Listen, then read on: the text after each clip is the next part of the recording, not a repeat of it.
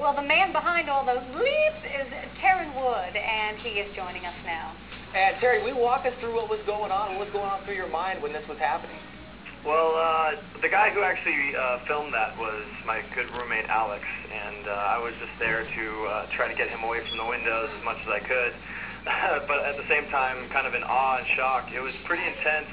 We saw, it looked like lightning storms were coming at us, and then out of nowhere, it just got really fast, and it was looking green in the sky, which is very crazy to see something like that. And before you know it, winds were hitting, and we started filming it. It was really intense. So, Terran, what were you most surprised at? You really seemed awed by when you saw the trees just bend.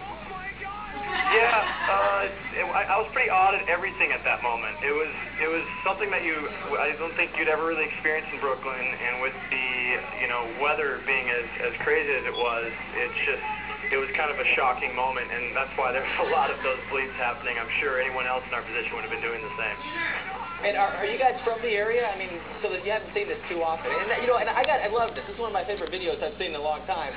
And I loved all the dudes. And I gotta tell you, when I saw the branches start breaking off, I said, dude. Yeah, well, you can't really help but say, dude. I'm actually originally from the West Coast. I've lived out here for 5 years, so I've experienced quite a bit of weather, and this is something that I've never experienced before. And when that tree started to break apart, that's when it just got too crazy. And I mean, it was pretty bad before, but we tried to get away and possibly down to the basement. But by the end of it, it's already passed, and it was pretty quick. All right, Terran Wood, thank you so much for joining us live from Brooklyn tonight. Of course, on those storms, very severe. Tornadic, certainly we've seen that in New Jersey, potentially in New York.